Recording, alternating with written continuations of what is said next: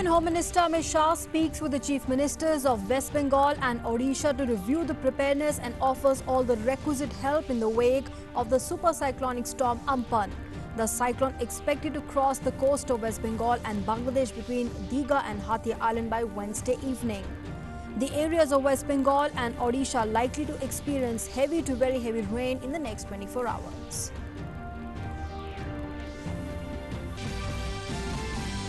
Cabinet Secretary chairs the meeting of the National Crisis Monitoring Committee in the wake of the super cyclonic storm Amphan. Power and Telecommunications departments directed to be ready with the emergency response. A total of 41 NDRF teams placed into service to deal with over 1,400 Shramik special trains. The stranded Indians continue to be brought back from other countries under second phase of Operation Vande Bharat.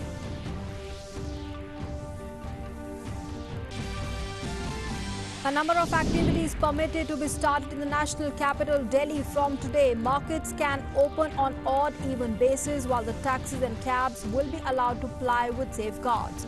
All the industries, essential, stand-alone and neighborhood shops can open. Uttar Pradesh extends the lockdown till 31st of this month. In India, the COVID-19 recovery rate improves to 38.73% with 39,173 people cured. The number of active cases stands at 58,802. 3,163 have succumbed to the virus. The confirmed cases per lakh population in the country stands at 7.1 in contrast to 60 for the rest of the world.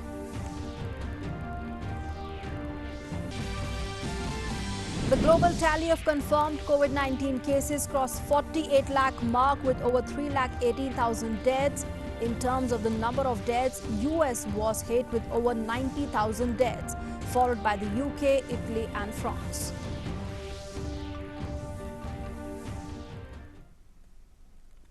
Hello and good afternoon. You're watching Doordarshan News with me, Nancy Kohulia. Top story: the super cyclonic storm Amphan is moving towards the coast and is likely to cross the West Bengal and Bangladesh coast between Digha and the Hathia Island on the 20th of this month. The IMD has issued heavy rainfall warnings for several districts across West Bengal and Odisha till the 21st. The super cyclonic storm moved nearly northwards with a speed of 15 km per hour and lay centered over Central Bay of Bengal, about 480 kilometers nearly south of Paradip and 630 kilometers south-southwest of Digha at 8:30 in the morning. Now, fishermen have been directed to not venture into the sea or be anywhere near the coast till the 21st. People in affected areas are advised to remain indoors. The movement in the motor boats and the small ships is also not advisable. And in view of the cyclonic storm, the Odisha government has put 12 districts on an alert. Arrangements are in place to evacuate 11 lakh people. The Director General of the National Disaster Response Force has said that the NDRF teams have been deployed in various districts of Odisha. Additional teams have also been put on a standby. The Odisha Special Relief Commissioner has written to collectors of Balasore, Bhadrak, Kendrapada, Jagatsinghpur, Puri, Khorda, Kattak, Jajpur and Mayurbhanj on the evacuation of people to safe shelters while taking care against the spread of COVID-19 at the same time. People in Sadakot coastal belt near Paradip have been shifted to a cyclone shelter in Jagatsinghpur district. And the ships in the Paradip port anchorage area have been moved to safer places in the deep sea, keeping in mind the impending cyclonic storm. In West Bengal, the North and the South 24 Parganas, East and West Mednipur, Havra, Hooghly and several other districts are likely to experience light to medium rainfall due to the cyclonic storm. Some Faro districts are also likely to experience heavy rainfall as well. The administration has made all the arrangements to deal with any emergency. The special control rooms have been established. State disaster response teams have also been deployed. The NDRF teams were also spreading awareness amongst people. Meanwhile, Bangladesh is bracing to face the super cyclone by preparing for evacuation of around 18 to 20 lakh people from the coastal areas starting Tuesday. Ampan is the first super cyclone to hit the region in the last 2 decades since a super cyclone hit Odisha in 1999, causing widespread damage and loss of lives. Now, Union Home Minister Amit Shah spoke with the Chief Ministers of West Bengal and Odisha and reviewed the situation in the wake of Cyclone Ampan. The Home Minister has offered all requisite help to the states. Meanwhile, the National Crisis Monitoring Committee meeting is in progress under the chairmanship of the Cabinet Secretary to review the preparedness of the states and the central ministries and the agencies to deal with the super cyclone. Earlier, the NCMC met twice yesterday to review the arrangements.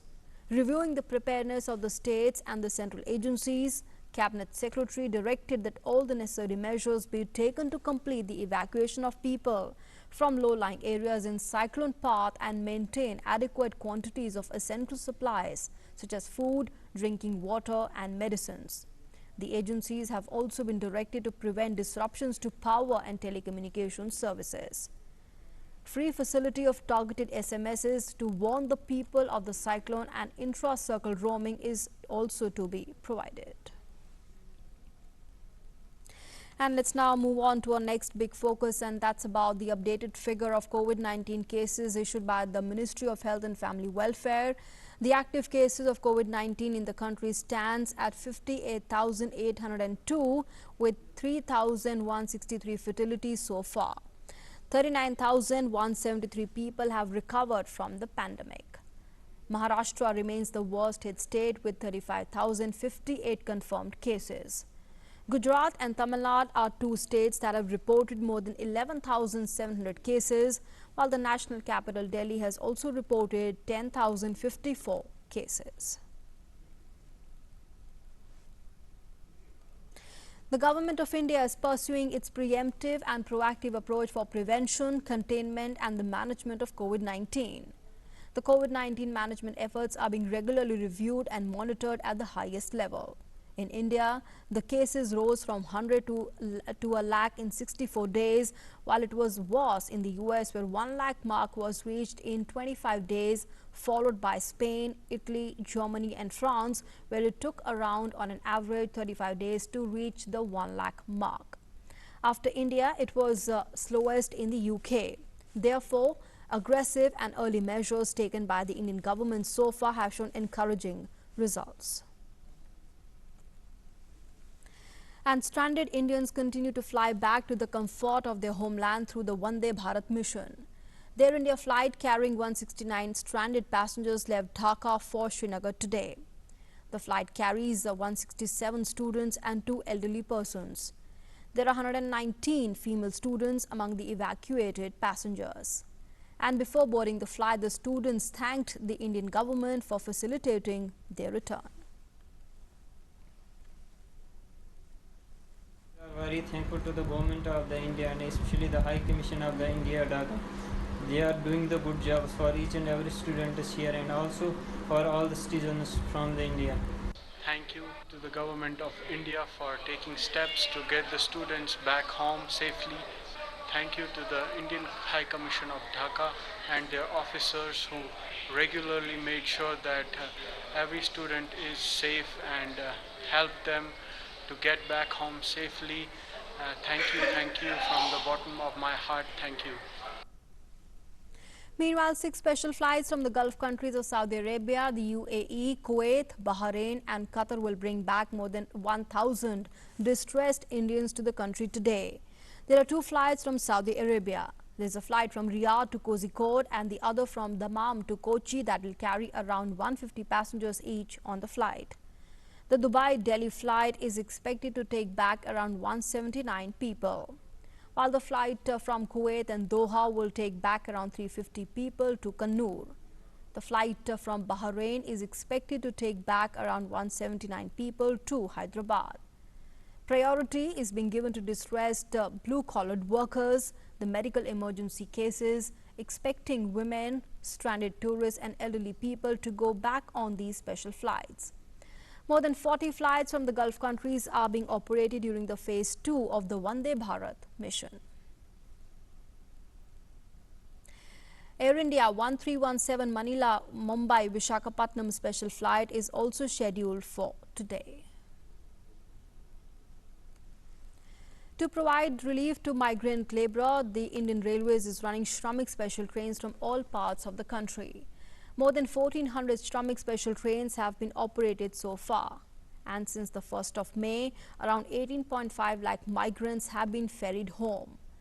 Railways Minister Piyush Goyal in a series of tweets had said that he had spoken to the Odisha, Bihar and Uttar Pradesh governments, and they have all assured him that they will permit more trains to their respective states. And in the case of Odisha, the migrant special trains would have to be suspended due to cyclone Ampan. He said, adding that after it passes, trains will then be allowed. And on discussion about the migrant special trains with the Bihar Chief Minister Nitish Kumar, the minister said that he was given the assurance that the state will give permission to run 50 Shramik special trains per day. Piyush Goyal also held discussion with the Uttar Pradesh Chief Minister. He expressed happiness that Yogi Adityanath has approved doubling of the number of Shramik special trains for the state. The Chief Minister is very serious about ferrying migrant workers of the state home safely.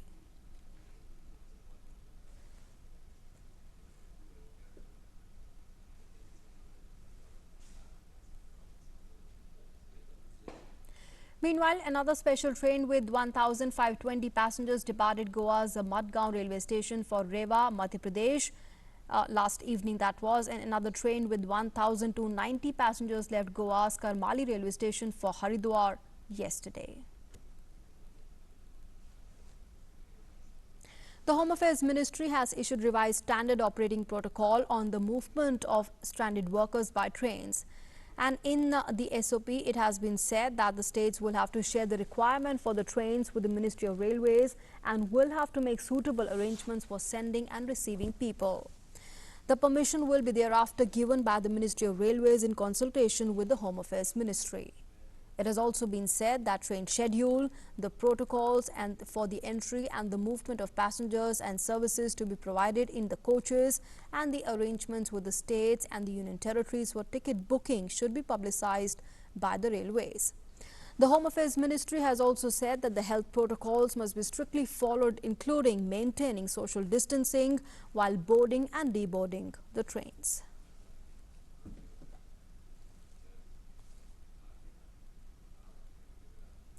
The Union Home Secretary has written a letter to the Chief Secretaries of the states and the Union Territories urging them to take steps to address and reduce the distress of migrant workers. The Home Secretary has clearly outlined the steps that the states can take. He's also called for operating more special trains by proactive coordination between the states and the Railways Ministry. He's urged states to make arrangements for rest places along frequently used routes by migrants traveling on foot. Food and sanitation needs are to be provided at these rest halls as well. The Home Secretary has mandated the district authorities to guide workers moving on foot to designated rest places. Efforts are also needed to be made to collate the personal details like names, addresses and contact numbers for contact tracing purposes. The NGOs can assist the district administration while taking the required care. The migrants need to be assured that the rest places are not long quarantine facilities. The Union Home Secretary has also called for an increase in the number of buses for transporting the migrants. He's urged states to allow the entry of buses carrying migrants at the interstate border. Further, he's written that more clarity about the departure of the trains and buses is needed. Special attention needs to be paid to women, children and the elderly amongst the migrant workers. Moving on now, Ladakh has become free from active COVID-19 cases as of now. All the 43 confirmed cases of COVID-19 undergoing treatment in the Leh have recovered from the virus. Ladakh has controlled COVID-19 in the region as no fresh case has been reported since the 3rd of May. A week after the Kargil district declared COVID-19 free, Leh has also become free of COVID-19 cases. Ladakh is one of the first regions in the country in reporting the COVID-19 in March, and meanwhile the health department is maintaining strict surveillance in the region. It is collecting samples mandatory of the people who are returning home from different red zones across the country. Union Housing and Urban Affairs Minister Hardeep Singh Puri, in fact, has said that the special micro credit facility for nearly 50 lakh street vendors to facilitate easy access is being launched. The minister was announcing the results in respect of garbage fee star rating. A special microcredit facility for the street vendors to facilitate easy access is being launched to support nearly 50 lakh vendors. Similarly, to mitigate the hardships of urban migrants, be it workers in manufacturing industries or affordable renting housing complexes, is being launched. In the first week of April, revised the hugely popular citizen grievances redressal platform, Swachhta app, in order to enable citizens to get the COVID-related issues also redressed by their respective ULBs. In Jammu and Kashmir, the Department of Agriculture is providing facilities amidst lockdown for wheat procurement in far-flung hilly areas of Rajouri district. The aid comes as a relief as staggered shifts and less attendance due to lockdown has slightly affected the working of the different industries. In Uttar Pradesh's Agra, a good initiative is being taken by the Agra police as they distribute shoes and slippers to migrant workers. And in the goodwill gesture, the police department set up stalls providing shoes and slippers to migrant workers who are returning barefoot to their hometowns. This initiative provides a ray of hope to the migrant workers returning to their homes. In Patna, folk artists are busy making reusable face masks with Madhubani and Manjusha paintings on them. The initiative comes as an ideation on popularizing the Bihar art forms, and now with the demand of mask peaking, this comes as both awareness about both the art forms and the use of masks as a protection against COVID-19. The cotton masks are being supplied in the market at around 80 to 100 rupees.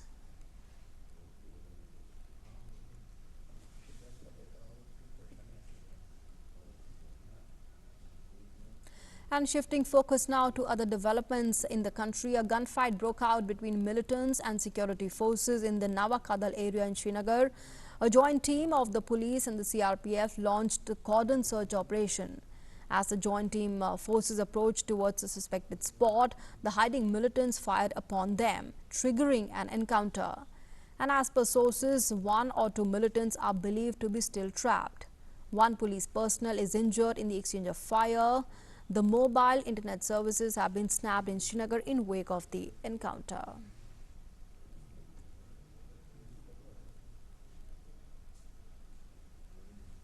In Bihar's Bhagalpur district, almost 9 laborers have been killed in an accident when a truck in which they were traveling turned turtle in the wee hours. The truck that was loaded with electric poles supposedly lost balance to avoid a bus coming from the opposite direction. And in the moment, the laborers got under the piles of iron poles and lost their lives. The laborers were coming in from Kolkata. In some other news now, the Bharatiya Janata Party has hailed the new domicile rules notified in Jammu and Kashmir. The BJP National President JP Nadda in a tweet said, I quote, "The new domicile rules gazetted in the JNK are a welcome step. This will give the long-due rights to all the refugees, including those from the West Pakistan, SC workers from the rest of India settled in JNK for decades, children of living outside JNK to claim domicile now, equality and dignity for all," unquote.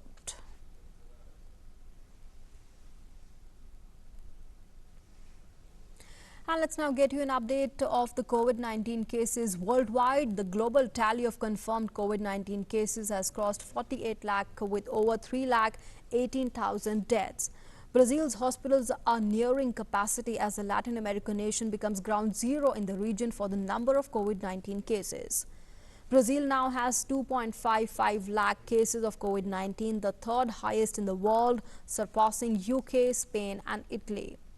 The global distinction is likely to pile pressure on the President Jair Bolsonaro, who has been fiercely critical of the orders by many of Brazil's state governors for strict social isolation and quarantine to combat the spread of the virus, including the closure of schools, shops and restaurants. And as the COVID-19 pandemic takes its toll on people's lives, imposing social distancing measures that keep families and friends apart, some Brazilians see the adoption of abandoned pets as a way to appease anxiety and cope with COVID-19's emotional wreckage. Brazil so far has registered 16,853 deaths with 2.5 lakh cases.